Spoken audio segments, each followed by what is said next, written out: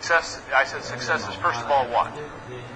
Knowing my purpose in life. Secondly, growing to my maximum potential. And thirdly, sowing seeds that benefit others. We talked about the foundation of leadership and success is relationships, the ability to get along with people. I shared with you 2 or 3 people, shared with you 2 or 3 people practice. What I had discovered, as well as you had discovered, is the fact, again, to be successful, you've got to be able to get along with people. Now, how many of you raise your hand and say, John, I've got this all covered. I know now that I'm tremendous with my relationship skills. I'm ready to learn the second thing. You ready, huh? Are you ready to go to the second one, or are you going to be still relationship? Are you all right? You've got this relationship thing down, correct? Okay. And I know when you get the book, Winning with People in 25 Ways to Win with People, I know that you're not getting it for yourself, but you're getting it for somebody who really needs that book, right? Okay? All right. Makes me feel better. All right. In this section, I would like to talk to you about equipping people. How do you and I train and develop and equip people? And now, here's why this is so important. And by the way, I had people ask me during the break about what are my best equipping books. My best equipping books are books such as The 17 Laws of Teamwork, The 17 Qualities of a Team Player, Developing the Leaders Around You. Those are books that really help you in developing a team. So let's get started. Teamwork makes the dream work. So therefore, when people come to me and they say something like, I have this dream, I would like to accomplish this, or when I really want to build a company, I want to build my business, I want to help people. Whenever they come up and they begin to talk to me about their dream, I always listen with interest because I want your dreams to come true. I want your dreams to come true, your dreams to come true. But when I ask them and I listen with interest, one of the first questions I ask them when I have an opportunity is, talk to me about the team that you have. Because here's what I've discovered. Let me define a nightmare. A nightmare is a big dream and a bad team. Are you with me? In other words, from a 1 to a 10, if you have a 10 dream and you have about a 2 team, you're in trouble. And I see it happen all the time. Now here's the way that this should work. Here's the way this should work in your life and in my life. In the beginning, the dream is always bigger than the team. It's always better than the team. Because we get the dream first. Isn't that true? So therefore, there's nothing wrong with having your dream a little bit bigger and a little bit better than your team. Where the problem is if your dream keeps growing, but your team doesn't. So what you've got to do is you've got to ask yourself a very simple question. Does my team match my dream? If from a 1 to a 10, again, if I share with you, I have a 10 dream, but I have about a 2 or 3 team. Let me tell you something. Your dream will only be realized based upon the team that you have around you. One of the laws, and the 21 irrefutable laws of leadership, and I'm kind of interested. Would there be some people that have that book? How many of you would have my book? I wrote a book called The 21 Irrefutable Laws of Leadership. If you could have that book, I didn't ask if you read it, okay? I didn't do that. I'm not that bold, okay? But if you have that book, would you raise your hand and say, wow, my mother would be proud, okay? Okay. In the 21 irrefutable laws of leadership, one of the laws is the law of the inner circle. The law of the inner circle says those who are closest to you determine the level of your success. That's a tremendous law. In other words, if you've got 3 or 4 people that are real close to you, around you in your business, they're going to make you or break you. They're going to bless your those people that are closest to you, they are either your greatest asset or your greatest liability. So your ability to develop a team around you is very important to the success of realizing your dream. Now let me share with you how this has all evolved in the last 3 decades. In the 1980s, in business, the key word was management. Peter Drucker, the great management guru, was writing books on management. People were saying, I've got to learn how to manage my company. I've got to learn how to manage my business. I've got to learn how to manage myself. And in the 1980s, management was a key word. I had the privilege in the 1980s of having Peter Drucker mentor me. And management was a very important word. But in the 1990s, business people started going from the word management and books on management to books on leadership. And here's why. Management assumes everything will stay the same. Leadership assumes everything will change. They're two totally different animals. And in the 80s, when things were more stable, people said, I've got to manage this. I've got to make sure that I have control of it. In the 90s, all of a sudden, they said, my goodness, it's getting out of control. I've got to learn to lead. I've got to get out in front of it. So leadership in the 1990s, and that's when I got on the scene, started writing leadership books, helping Fortune 500 companies really get their hands around how do you lead a company. Now, as we've gone into the 21st century, this decade, we've gone from leadership to team leadership. The key word now, I mean, every time almost in the States that I'm asked to co-speak, they will say, John, talk to us about how do you develop a team of leaders? How do you develop a leadership team? And the reason for that is because we now realize that one person cannot lead effectively everything. Let me explain. About 6 years ago, when I wrote the 21 Irrefutable Laws of Leadership, for 2 years in the States, I lectured all over the country on that subject, the 21 Irrefutable Laws of Leadership. What that book did is it helped people understand that if you're going to lead, you've got to be able to do more than just one thing. You see, people used to think that leadership was vision. So they would say, well, if you can cast a vision, you're a good leader. Well, all of a sudden they realized, well, you have to be able to cast a vision, but you have to be able to do 20 other things too. So when I wrote the 21 Irrefutable Laws of Leadership, it became very apparent that if you're going to lead effectively, one of the first things you're going to have to do is you're going to have to develop a team of leaders. You're going to have to develop a leadership team. For example, I wrote the 21 Irrefutable Laws of Leadership, and 5 of the 21 laws I am average or less in. Okay? For example, one of the laws that I'm below average in is the law of navigation. The law of navigation says anyone can steer a ship, but it takes a leader to chart a course.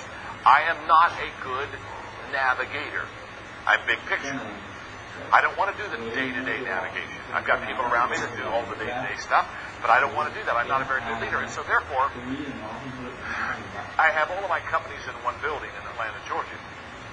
And so therefore, when we outgrew our building and we had to go to another building, I stood up in front of all 3 companies. I brought them all together and said, we're going to have to relocate over the next 6 months to another building here in the city. And I said, you know that I'm not good at navigation. I'm not a navigator. So I brought Frank up and I said, Frank will be doing the navigating. And as soon as all the companies realized I wouldn't be doing the navigating, they started to clap and cheer, and they were saying, yay, oh, good. Yeah, wow, thank God, John's not going to lead us here. Whoop. We were worried. We'd be in the ditch with him. So I brought Frank up, and I said, now, Frank's going to do the navigating. He's going to do the leading. I'm not going to do the leading. Now, I own the companies. I'm the founder. Doesn't matter. I'm not a good navigator. See, you've got to know what you do well. You've got to know what you do. See, as a leader, you don't get paid to carry the ball. You get paid to know to give the ball to who.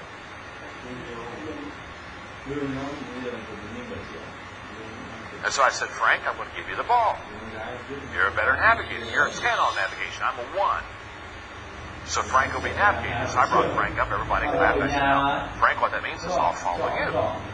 See, leaders are not only leaders, leaders are also followers. And I said, because he's a better leader than I am in navigation, I said, Frank, I'll follow you. And I said, is there anything you want me to do in helping us in relocation? He said, yes. He said, I have one request. I said, what is it? He said, promise not to come to any of our meetings.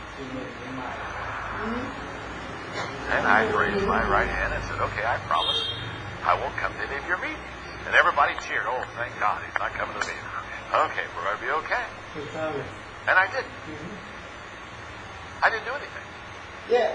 The day we moved in the office, Frank picked me up in the car, took me to to our new building, and walked me in and said, "This is your office. Thank you very much." Now, why didn't I lead that effort? Because I'm not any good at that area. Now, you see, when I wrote the 21 Irrefutable Laws of Leadership, all of a sudden people began to realize you can't do all 21 things well. You're good, but you're not that good. In fact, I was speaking to 200 CEOs of companies in the States. They had this President's Day, and it was just CEOs and me. And I was talking to 200 CEOs, and one of the things I told them is, I said, you need to go back to your people and stand up in front of them and tell them the things you're not good at. And it really bothered me. You could tell there's real emotional pushback. I could tell that they don't like this, you know. And I said, you need to go back and explain your weaknesses to your people. You need to get up front and say, I'm not any good at this. And so I'm signing books during the break, and this one CEO, he just stands right beside me. I mean, he won't go away. He just stands there. And I'm trying to sign books. And finally, I looked at him. I knew he wanted to talk. I said, can I help you? He said, yeah, but I got to talk to you private. So he pulls me over in the corner of the room and kind of whispers to me. He says, you know, what you said in the last session really bothered me. He said we were supposed to go home and tell people what our weaknesses are. And I don't think you should let people know what your weaknesses are. You got to lead from strength and never let them see you blink and show your strong side. He gave me this kind of pep talk like I never heard any of this stuff. And, you know what? I'm listening. Okay. Oh, he's done. I put one around him. I said, friend, my name is John. I said, you're operating on a false assumption. He said, what's that? What's the false assumption? What's the false assumption? I said, you're assuming your people don't know your weaknesses. I said, they already know what you don't do well. They talk about it all the time. I said, the reason I ask you to go back and share with them what your weaknesses are, so that it would relieve them. It would be like, oh, he knows. Oh, this is very good. We don't have to tell him. We don't have to tell him.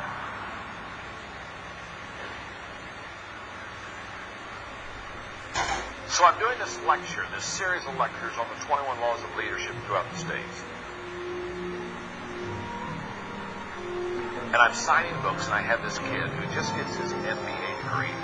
He comes up and he brings the book, and so I've signed the book, and he's very intense. He's very intense. He said, look at me, look at me. He said, I know, this is the 21 Laws of Leadership conference. I understand that. But he said, I'm just getting my MBA, and I don't have a lot of time. I thought the kid needs a lesson on perspective. He said, don't have a lot of time. So he said, listen to me very carefully. And he holds up his index finger. He says, okay, all this stuff. What's the one thing I need to know to be a great leader? I thought, oh my goodness. So I sucked air and got all my energy. Raised my body up to his, and I said, the one thing you need to know to be a great leader is that there's more than one thing you need to know to be a great leader. There's 21 things you need to know to be a great leader. So sit down and shut up and take notes. You see, he was making the mistake that we all make, and that is the fact that we can do it all. We can't do it all. There's not one thing. There's 21 things. And the only way that you're ever going to do this is develop a leadership team. And I'm going to say how to develop a leadership team. If the people on the front row, for example, were my leadership team, we would all sit down, and over a period of 21 weeks, each week we would read one law of leadership.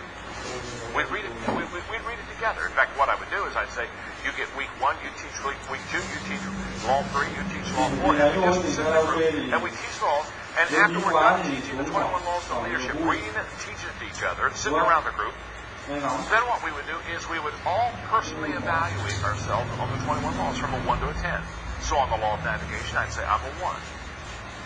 And after everybody personally, after everybody personally evaluates themselves, then they get up in front of the group and they share their evaluation of themselves with the rest of the group. But the rest of the group, before they do that, evaluates each other too. So therefore, when we go around the room, for example, if I say I'm a 10 in the law of navigation, and the rest of the group says I'm a 2. I've misread myself. Are you with me? So then what I do is everybody knows everybody's number on all the laws. So then what you do is if, for example, if it's the law of navigation, I'm 1 and Frank's number 10, then what we do is when we have to navigate something in our company, Frank leads. And I get in the group and I follow and do my best to follow Frank because Frank's the leader. So what we do is this is how you develop team leadership. And as I shared with you earlier, teamwork makes the dream work. Here's the key. As a leader, being successful, you've got to be able to take the vision, the dream, and you've got to be able to take it from me to we. In other words, you've got to get buy-in of the dream. One of the 21 irrefutable laws of leadership is the law of buy-in. The law of buy-in says that people buy into the leader before they buy into the dream or the vision. That's very true. So you've got to have buy-in. They've got to buy into you. They've got to buy into the dream. And then you've got to share the load with the leader. And here's why you have to share the load. This is why you've got to develop teams. This is why you've got to equip people. In the 17 laws of teamwork, one of the laws of teamwork is the law of significance. The law of significance says 1 is too small of a number to achieve greatness. The law of significance says to you and me that it's impossible on our own, by ourselves, to do something significant. Let me give you this challenge. In the history of mankind, think about it.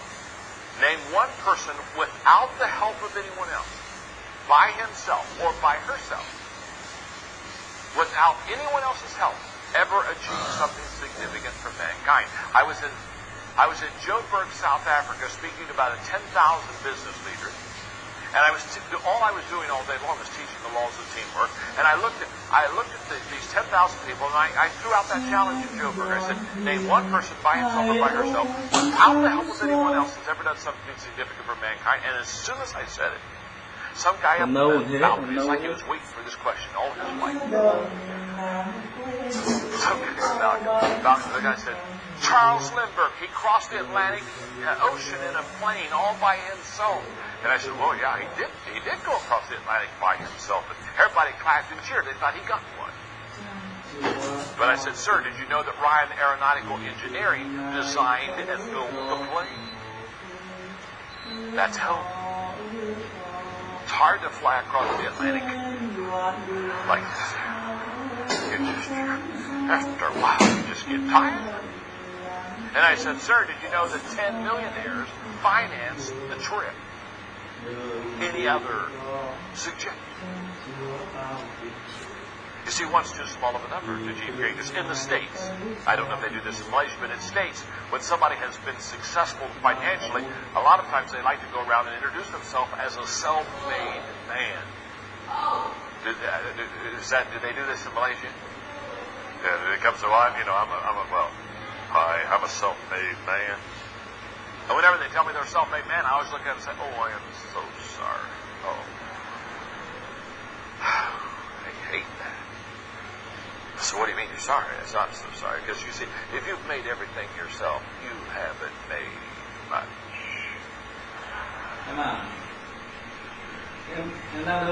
I keep with me. I keep with me this card. It's called the indispensable. It sums it up for me. It says sometimes when you're feeling important, and sometimes when your ego's on bloom, and sometimes when you take it for granted that you're the most qualified person in a room.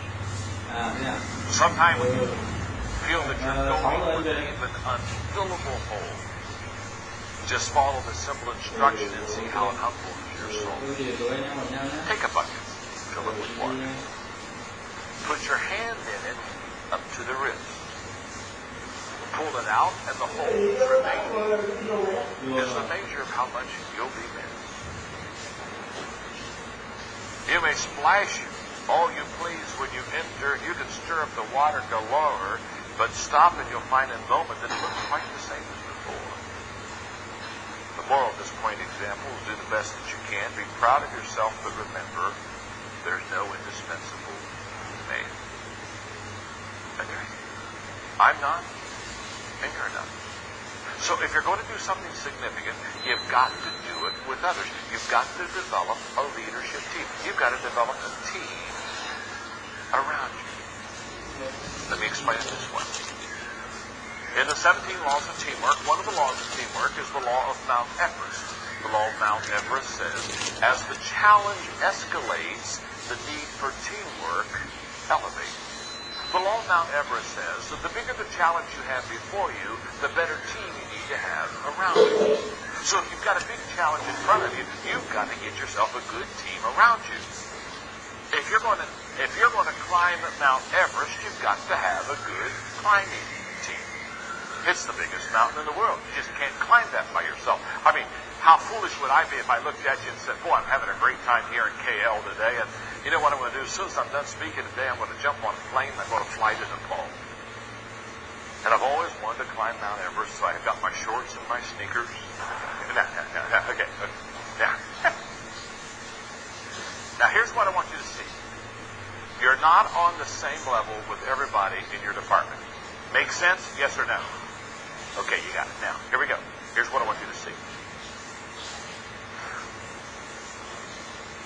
People follow you based on what level they're on with you. So people don't follow you the same. People receive your vision